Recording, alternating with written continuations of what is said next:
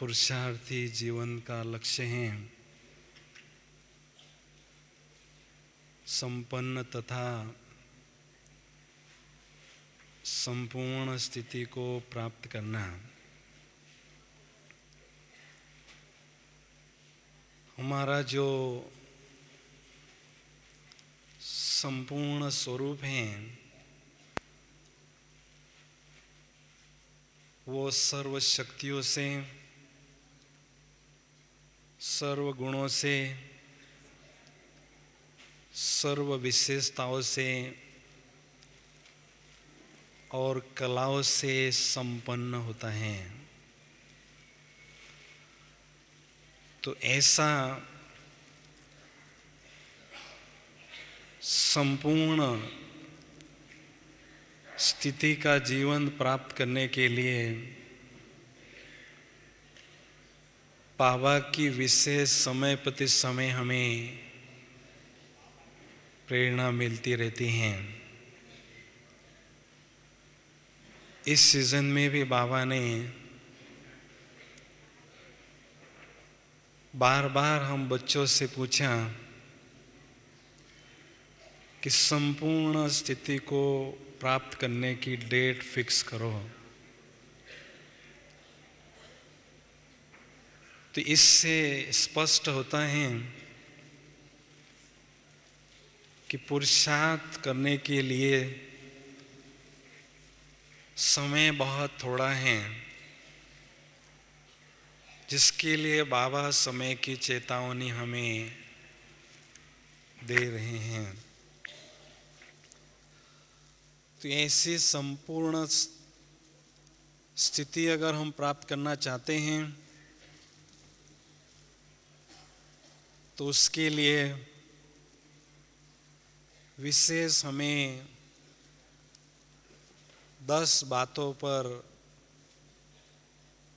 पुरुषार्थ करना जरूरी है। अगर इन 10 बातों पर हम पुरुषार्थ करते जाएंगे तो अवश्य ही संपूर्ण स्थिति को प्राप्त करेंगे। तो सबसे पहली बात है कि अमृत वेले से लेकर रात्रि तक श्रेष्ठ सोमान में रहें, क्योंकि श्रेष्ठ स्थिति का गुह्य राज है श्रेष्ठ सोमान में स्थित रहना। क्योंकि सोमान में जब हम स्थित रहते हैं तो सारे दिन भर में एक अलौकिक मस्ती, अलौकिक नशा हमें अनुभव होता रहता है। परिणाम स्वरूप इस संसार में रहते हुए भी एक बेहद का वैराग्य वृत्ति का अनुभव हमें होता रहता है। क्योंकि जितना बेहद का वैराग होता है उतना परमात्मा से अनुराग हमारा स्वतः ही बढ़ता रहता है। इसलिए जो भी आपको अच्छा लगता है सोमान, जिसकी स्मृति से आपको बहुत अच्छी तरह से नशा चढ़ता है, कापारी खुशी की अनुभूति होती है, ऐसा सोमान हमेशा बुद्धि में रखें। उदाहरण के तौर पर कि मैं इस धरती पर पवित्रता का अवतार हूँ, मैं राज ऋषि हूँ, मैं पूर्वज आत्मा हूँ, मैं भगवान के नैनों का नूर हूँ, मैं जहान का नूर हूँ। इस प्रकार से जो भी सामान आपको खुशी दिलाता है, नशा चढ़ाता है, ऐसा सामान सारे दिन भर में हमें रहें तो स्वतः ही हमारी मन और बुद्धि प्रभु मिलन के लिए तैयार रहती है और प्रभु मिलन में बहुत गहन अनुभूतियां भी करने लगती हैं। दूसरी बात है, सदा एक संपूर्ण बाप से दिल का स्नेह रखें, क्योंकि दिल का स्नेह ही हमें मेहनत से छुड़ाता है और मोहब्बत में हम खो जाते हैं। दिल का स्नेह किसी व्यक्ति और वैभव से होता है तो वहां से बुद्धि को हटाकर बाबा से जुटाने के लिए मेहनत अनुभव होती है। लेकिन दिल का जो सच्चा प्यार है एक ही बाप से जब होता है, एक ही ठिकाने पर बुद्धि हमारी एकाग्र रहती है तो मेहनत से मुक्त हम हो जाते हैं। भटकना बुद्धि का बंद हो जाता है और जो सर्व प्राप्तियों का भंडार है उस पिता परमात्मा से हमारा बुद्धियोग हमेशा जुटा हुआ रहता है। इसलिए हमें ये चेक करना है कि मेरे दिल का जो सच्चा स्नेह है दिन प्रतिदिन बाबा के तरफ बढ़ता रहे, क्योंकि सारे कल्प हम आत्माओं से स्नेह करते आए हैं। केवल संगम युग में हमें एक ही बार चांस मिलता है परमात्म स्नेह में खो जाने का। इसलिए हमारे दिल में हमेशा परमात्मा के प्रति ही प्यार का झरना बहता रहे, इस पर हमें विशेष ध्यान देना है। क्योंकि जहां प्यार वहां बुद्धि का तार हमेशा जुटा हुआ रहता है और ये ईश्वरीय स्नेह, ये जो दिल का सच्चा प्यार जो है हमें इस दुनिया से पार ले जाता है और उस प्यार के सागर में डुबाने के लिए मदद करता है। तीसरी बात है, संपूर्णता को प्राप्त करने के लिए संपूर्णता का लक्ष्य हमारे बुद्धि में सदैव रखें, क्योंकि जितना लक्ष्य हमारे बुद्धि में स्पष्ट रहता है उतना उस लक्ष्य की पूर्ति के लिए हमारा समय और हमारी शक्ति स्वतः ही हम प्रयोग में लाते हैं। अगर लक्ष्य भूलते हैं तो अलबेले हम बनते हैं, आलस्य हमारे जीवन में आता है जिससे पुरुषार्थ में ढीलापन अनुभव होता है। लेकिन थोड़े समय में ये जो संपूर्णता का लक्ष्य प्राप्त करना है उसके लिए वो लक्ष्य हमारे सामने हमेशा रहना जरूरी है। जैसे द्रोणाचार्य अपने शिष्यों को पढ़ाई पढ़ाते थे, अर्जुन और उसके सहपाठियों को शिक्षा सिखाते थे।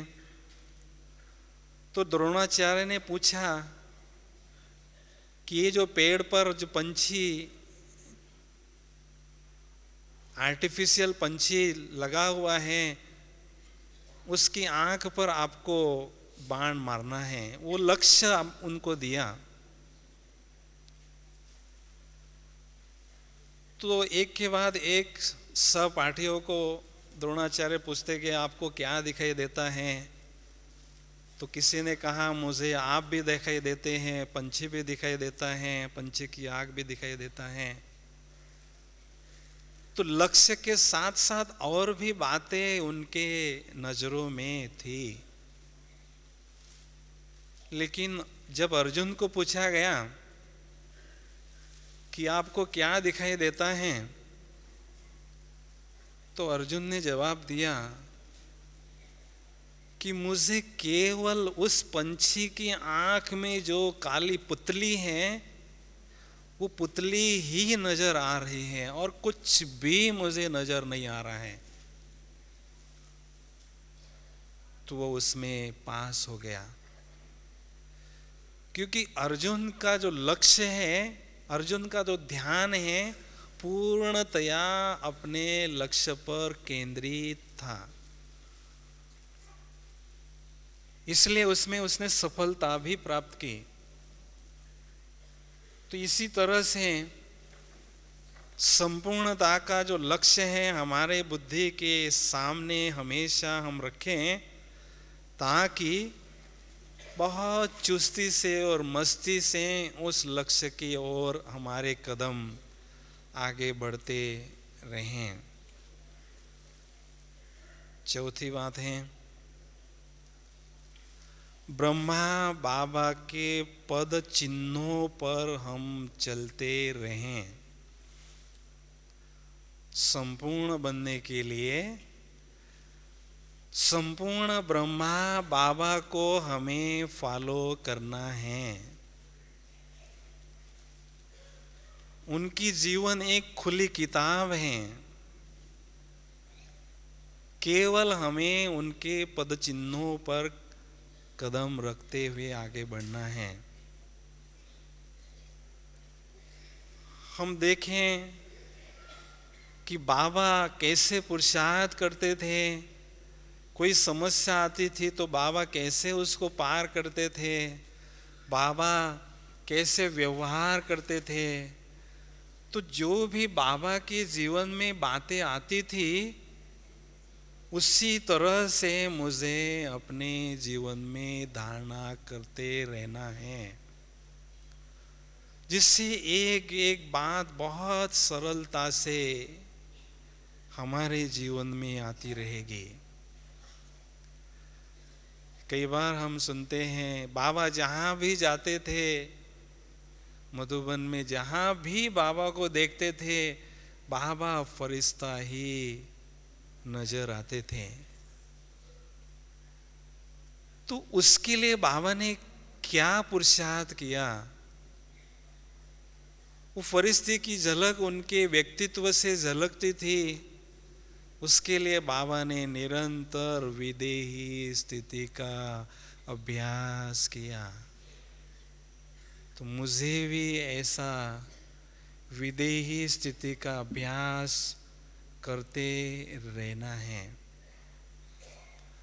तो कॉपी करना सहज है, लेकिन कॉपी करने के लिए भी थोड़ी हमें बुद्धि विशेष लगानी है, तो ऑटोमेटिक पुरुषार्थ में तीव्रता आएगी और संपूर्ण ब्रह्मा बाबा की स्थिति की ओर हम आगे बढ़ते जाएंगे। पांचवी बात है, संपूर्ण स्थिति को प्राप्त करने के लिए अमृत वेले अपने ही संपूर्ण स्थिति का साक्षात्कार प्रतिदिन करते रहें। अपने ही संपूर्ण स्थिति का साक्षात्कार अमृत वेले हम करते रहें और वर्तमान समय की जो हमारी स्थिति है उस स्थिति से उस संपूर्ण स्थिति को भेंट करते रहें, कंपेयर करते रहें और उसमें जितना अंतर है उस अंतर को, उस दूरी को पूरा करने पर विशेष हम ध्यान दें।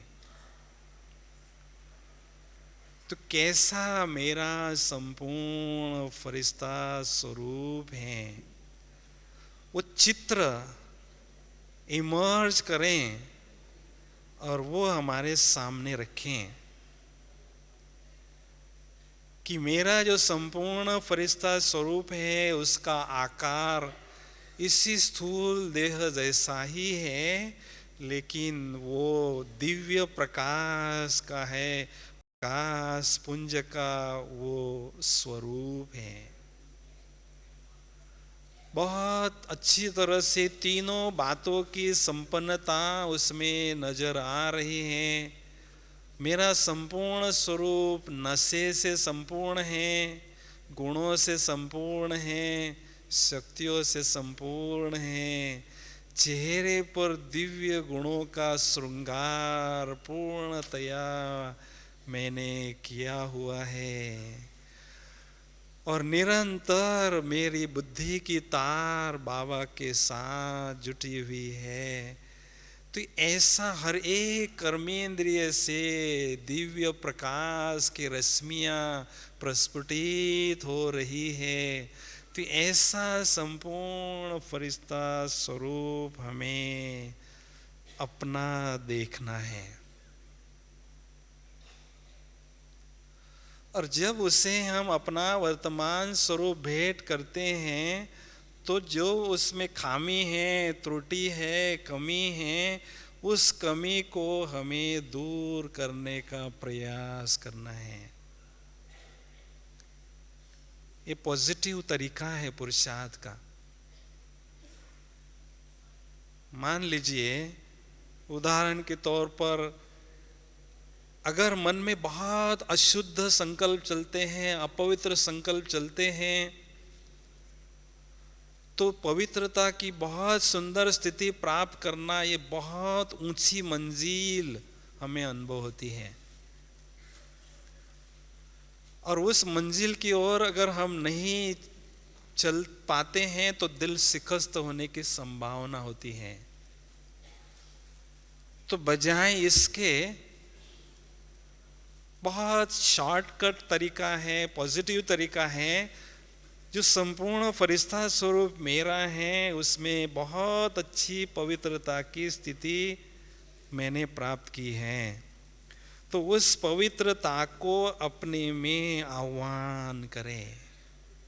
हर कल्प मैंने ऐसी बहुत सुंदर पवित्रता की स्थिति प्राप्त की है, उसको हम अपने में अगर आह्वान करते हैं तो जल्दी ही ऐसी पवित्रता की सुंदर स्थिति हम प्राप्त कर सकते हैं।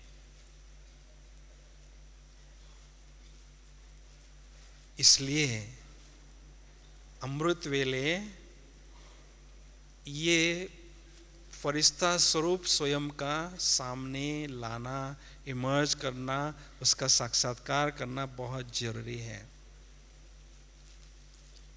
छठवीं बात है, हर घड़ी को अंतिम घड़ी समझें। हर घड़ी को अंतिम घड़ी समझें, क्योंकि जो समय को मूल्य देता है उसका जीवन मूल्यवान बनता है। और कौन सी घड़ी मेरी अंतिम घड़ी होगी ये मुझे पता नहीं है, इससे मैं अनभिज्ञ हूं। इसलिए मुझे संपूर्ण स्थिति को बहुत अच्छी तरह से शीघ्रातिशीघ्र प्राप्त करना है ऐसा दृढ़ संकल्प जब मन में रहता है तो स्वतः ही जल्दी हमारे कदम संपूर्णता की ओर आगे बढ़ने लगते हैं। कई बार हम कहते हैं चलेंगे, करेंगे, कौन संपूर्ण बना है, कौन फरिश्ता बना है। तो ऐसे जो कमजोर संकल्प हमारे मन में आते हैं, उसका कारण है समय को हम महत्व नहीं देते हैं। ठीक है, बाबा विनाश के लिए तो कहते हैं, विनाश तो अभी बहुत दूर है, लेकिन नहीं। हर घड़ी को महत्व देकर, हर घड़ी को अंतिम घड़ी समझने से क्या होगा, बहुत एक्टिवनेस और अलर्टनेस हमारे पुरुषार्थ में रहेगा। क्योंकि अच्छे से अच्छे पुरुषार्थ की निशानी है हमेशा उमंग और उल्लास में रहना। फरिश्तों को पंख क्यों दिखाते हैं? फरिश्ता हमेशा उमंग और उल्लास में रहता है और उड़ता रहता है, हल्का रहता है, लेकिन हमेशा उमंग और उल्लास में उड़ता रहता है। क्योंकि जिस घड़ी हमारा उमंग और उल्लास कम होता है, उस घड़ी हमारी स्थिति का स्तर जो है नीचे आने लगता है। और जब हमें बहुत अच्छी तरह से उमंग और उल्लास रहता है, स्थिति हमारी ऊंची स्वतः ही बनती है। इसलिए समय पर ध्यान रखना बहुत जरूरी है। हमेशा उमंग और उल्लास में रहना ये बहुत जरूरी है। सातवीं बात है, संपूर्ण स्थिति को शीघ्र प्राप्त करना है तो चार्ट रखना सीखे और साथ साथ चेक और चेंज करना सीखे।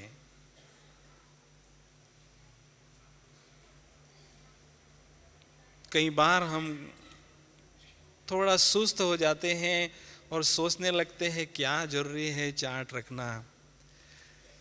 लेकिन मन और बुद्धि को सारे दिन भर में बहुत अच्छी तरह से रचनात्मक कार्य में व्यस्त रखना है तो चार्ट उसके लिए बहुत हमें मदद करता है। ये जो मन बुद्धि इन दोनों ने ही माया के संग में आकर आत्मा के सारे खजाने लुटा दिए हैं, गवा दिए हैं, स्वयं को खोखला बनाया है।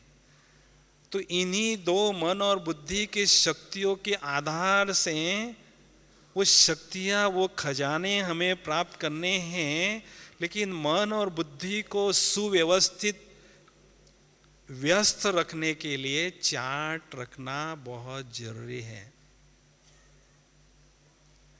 और चार्ट रखने के साथ साथ स्वयं की चेकिंग, एकांत में बैठकर आत्मा की पूरी गहराई से चेकिंग करना बहुत जरूरी है कि मुझ आत्मा पर कौन सा सूक्ष्म दाग है, कौन सी कमी है, कौन सा ऐसा संस्कार है जो संपूर्ण बनने की प्रक्रिया में बाधा डालता है, विघ्न डालता है।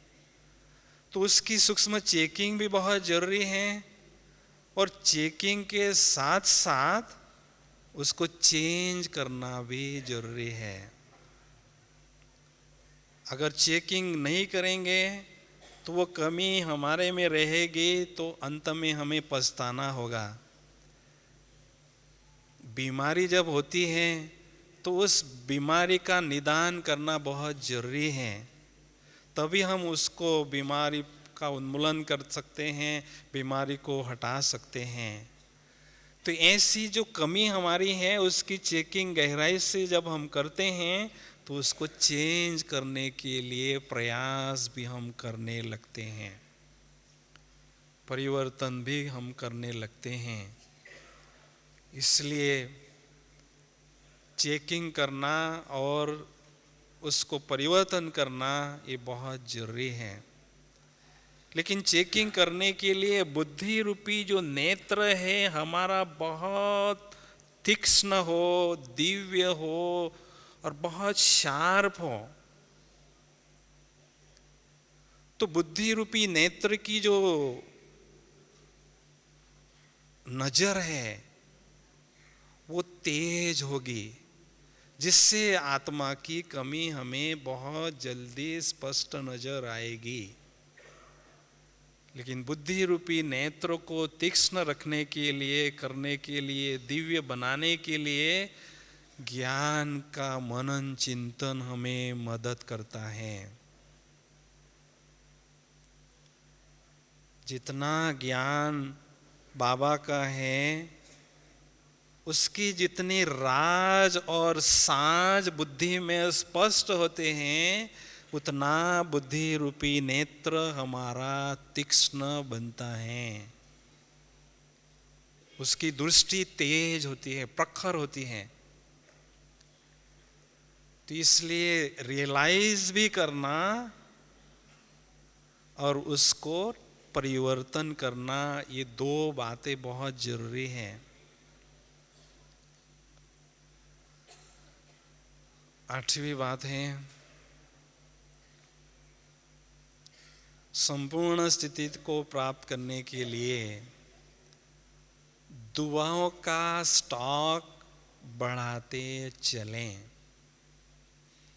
संगम युग है दुआओं को जमा करने का युग, दुआओं को जमा करने की सीजन। और जिस आत्मा के पास दुआएं होती है उन दुआओं के आधार से भविष्य में हमें श्रेष्ठ प्रारब्ध प्राप्त होता है। इसलिए हर पल हर घड़ी दुआएं जमा करने में ही हम व्यस्त रहें। जैसे ज्ञानियों से जब भी हम मिलते हैं तो देह के बजाय अगर उनको आत्मा देखते हैं, उनका फरिश्ता स्वरूप देखते हैं, तो देखते समय उस रूह को राहत मिलती है, उनको कुछ अनुभूति होती है सुख शांति की, तो हमें स्वतः ही दुआएं उनके दिल की मिलती हैं।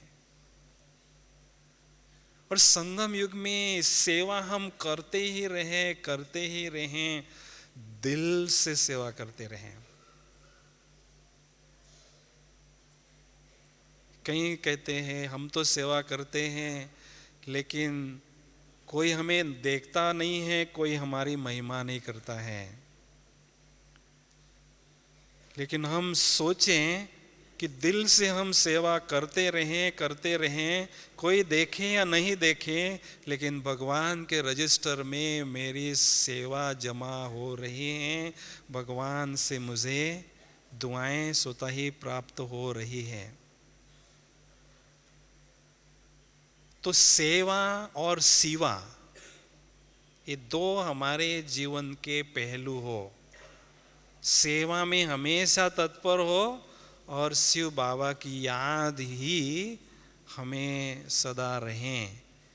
इन दो बातों पर हमें विशेष अटेंशन देना है, क्योंकि जब दुआएं हमें मिलती है तो एक अजीब सी खुशी, एक अजीब सा आनंद हमें अनुभव होता है जो हमारे योगाभ्यास में चार चांद लगा देता है। इसलिए बाबा कहते हैं दुआएं जो हैं लिफ्ट का काम करती हैं, दुआएं हमारे स्थिति का स्तर ऊंचा बनाने में मदद करती हैं। इसलिए जितना हो सके दुआओं का स्टॉक बढ़ाते चलें। उसमें थोड़ी भी मार्जिन हम नहीं रखें। जो भी बाबा ने हमें तरीके दिए हैं, साधन दिए हैं सेवा के, दुआओं को प्राप्त करने के लिए बस करते रहें, जमा करते रहें दुआओं का स्टॉक।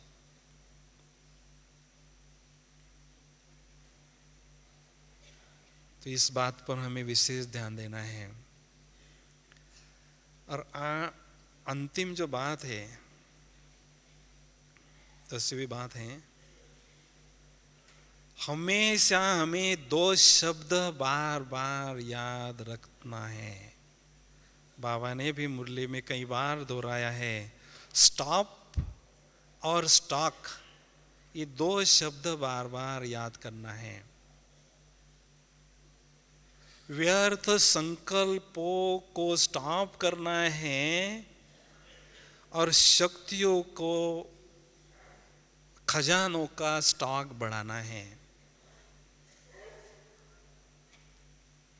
हम देखते हैं इतना जो ऊंचा ब्राह्मण जीवन है,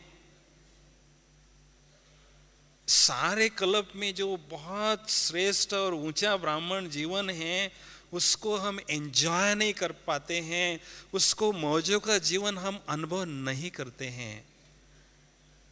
उसका कारण एक है, सूक्ष्म कारण है कि एक तो तरफ हम शक्तियां जमा करते हैं, पुरुषार्थ के द्वारा जमा का खाता बढ़ाते रहते हैं, लेकिन दूसरी तरफ व्यर्थ संकल्प और नेगेटिव संकल्प के लीकेज से शक्तियां हमारी व्यर्थ जाती ही रहती है।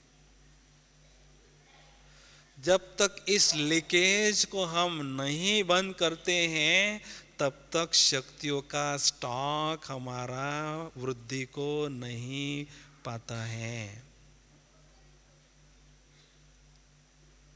क्योंकि संकल्प के माध्यम से ही शक्ति मिलती है और संकल्प के माध्यम से ही शक्तियां वेस्ट होती है, यूज होती है। तो समर्थ संकल्प और पवित्र संकल्प से हमें शक्तियां मिलती हैं, और व्यर्थ संकल्प और नकारात्मक संकल्प से शक्तियां हमारी खत्म होती हैं। इसलिए व्यर्थ संकल्पों को हर हालत में मुझे स्टॉप करना ही है। उसके लिए 5 बातों पर थोड़ा सा ध्यान दें, 5 बातें बुद्धि में रखें। कभी किसी व्यक्ति से हमारा व्यवहार ऐसा होता है, अप्रिय व्यवहार होता है, कोई हमें ऐसा बोलता है, तो हम उसको लेट गो करें, हल्का छोड़ें। क्यों क्या के बजाय उस आत्मा के प्रति दया का भाव रखें, मर्सीफुल भावना रखें, और व्यर्थ संकल्प से हम फ्री हो जाएं। जैसे छोटा बच्चा अपनी दादा के गोदी में बैठा है और वो बच्चा उसकी दाढ़ी से खेलता है, उसके फेटे से खेलता है, कभी फेटा पकड़ के फेंक भी देता है इधर, लेकिन दादा बहुत शांत रहता है। ये बच्चा नादान है, बेसमझ बच्चा है। ये अगर ऐसा करता भी है तो उसको वो माइंड नहीं करता है। इसलिए कोई ऐसी बात आती है किसी आत्मा से, तो हम उसको हल्का रखें और माइंड नहीं करें, लेट गो करें। दूसरी बात है, कोई ऐसी अप्रिय घटना हमारे सामने आती है जिससे मन में व्यर्थ संकल्पों का तूफान उठता है। तूफान उठना माना बहुत शक्तियां खर्च होना। भाई दिवाली में बहुत खर्चा करना पड़ता है, बड़ा खर्चा होता है दिवाली में धन का। तो ऐसे ये भी तूफान जब उठता है व्यर्थ संकल्पों का, तो उसमें भी शक्तियों का बड़ा खर्चा होता है। तो नथिंग न्यू का लेसन पक्का करें। ये दर्श जो है मेरे सामने अनगिनत बार आया है और अभी भी आ रहा है। Nothing new. तो ऐसा दृष्टिकोण होने से हम हमेशा हल्के रहते हैं, व्यर्थ संकल्पों से बचे रहते हैं। तीसरी बात है, कई बार जब हम एकांत में बैठते हैं तो पास्ट की बातें सोचते हैं, अच्छी भी सोचते हैं लेकिन बुरी भी सोचते हैं, बुरी ज्यादा सोचते हैं। जिन बातों से हमें चोट लगी है, नुकसान पहुंचा हुआ है, वो बातें हमारी बुद्धि में भूतकाल की बार बार आती है व्यर्थ संकल्पों के रूप में। तो भूतकाल की बातों को भूत समझकर, व्यर्थ समझकर उसको भूलना सीखें। ऐसे बातों को रखने से अंदर क्या फायदा।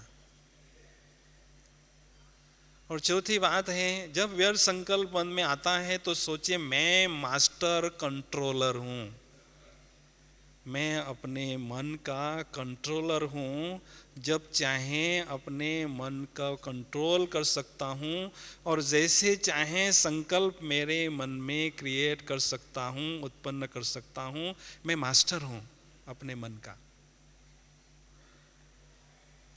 तो ऑटोमेटिक व्यर्थ संकल्प को स्टॉप लगा सकते हैं। और पांचवी बात, कभी हमें अगर ऐसा नुकसान होता है तो व्यर्थ संकल्प आते हैं, क्यों ऐसा हुआ। कोई ऐसी बात आती है जो हमें चोट लगाती है, दुख पहुंचाती है, ऐसा क्यों हुआ, ऐसा नहीं होना चाहिए था।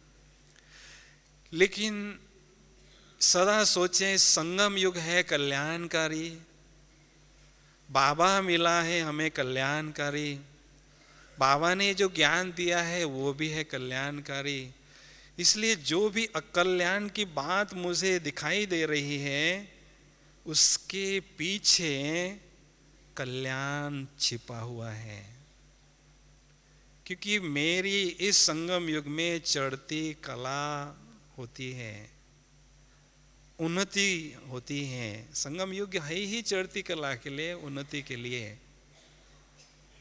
तो इस तरह से हम सोचते हैं तो व्यर्थ संकल्पों को बहुत जल्दी स्टॉप कर सकते हैं। अभी दूसरी बात है शक्तियों के स्टॉक को बढ़ाने की। शक्तियों के स्टॉक को अगर बढ़ाना है तो आवश्यक है अमृत वेले का योग और शाम का नुमा शाम का जो योगाभ्यास है वो बहुत ही पावरफुल होना, शक्तिशाली होना जरूरी है। अभी साधारण योगाभ्यास करने का समय बीत चुका है। अभी जो समय चल रहा है बहुत नाजुक समय है, जिसमें हमें ज्वाला स्वरूप योग की स्थिति अर्थात शक्तिशाली योग की स्थिति अनुभव करना बहुत जरूरी है।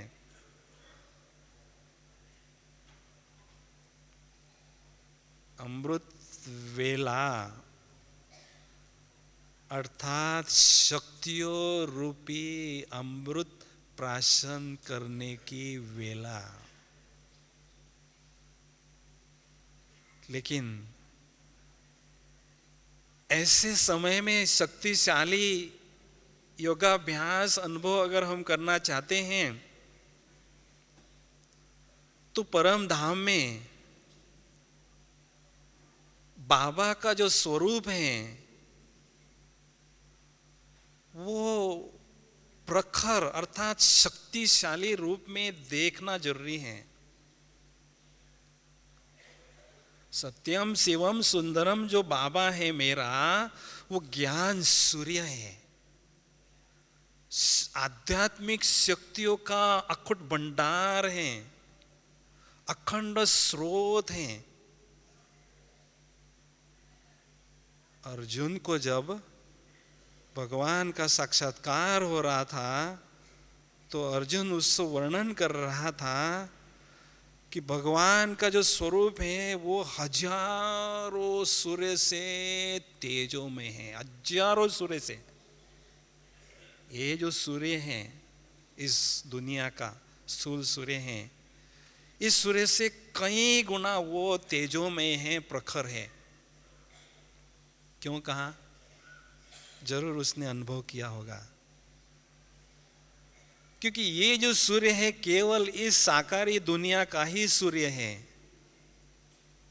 लेकिन बाबा जो ज्ञान सूर्य है वो इतने शक्तिशाली हैं, इतने शक्तिशाली हैं, तीनों लोगों में उनकी शक्तियां निरंतर प्रवाहित होती ही रहती हैं, इतने वो शक्तिशाली हैं।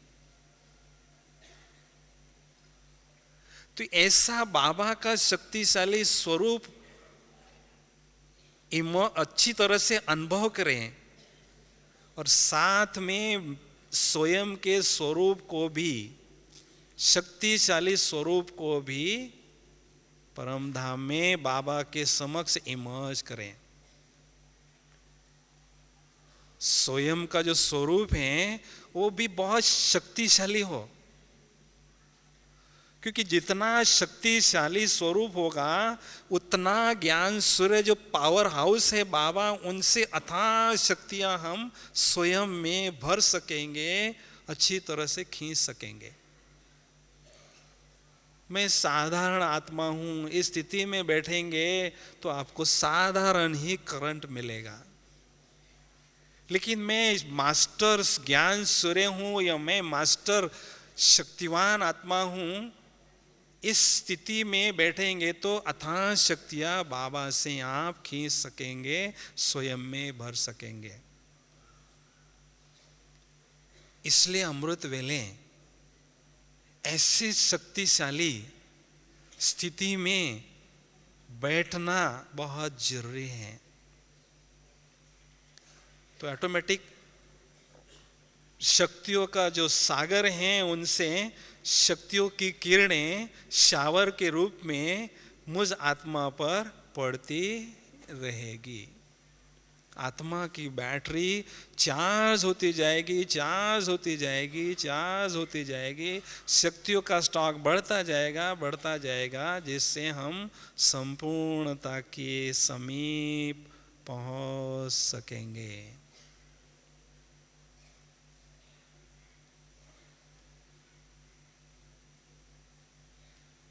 दुनिया से न्यारा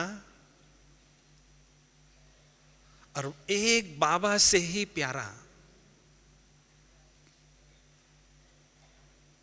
लेकिन पहले क्या है? दुनिया से न्यारा।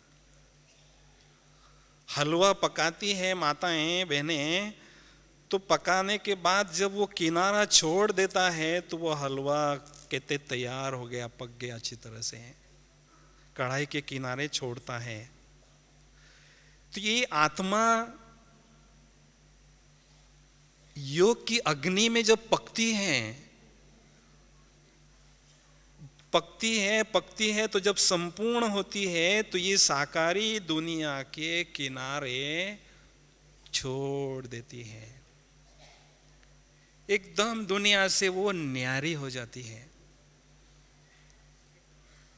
और वो बाबा को ही अपना संसार अनुभव करने लगती है। बाबा के ही प्यार में वो डूबी रहती है, लव में वो लीन रहती है। प्यार का सागर जो है बाबा, देखते देखते देखते प्यार के सागर के तले में वो खो जाती हैं, डूब जाती हैं, लीन हो जाती हैं। तो प्रेम स्वरूप याद शक्ति स्वरूप में परिवर्तन होती है और अथाह शक्तियां स्वयं में भरने लगती हैं।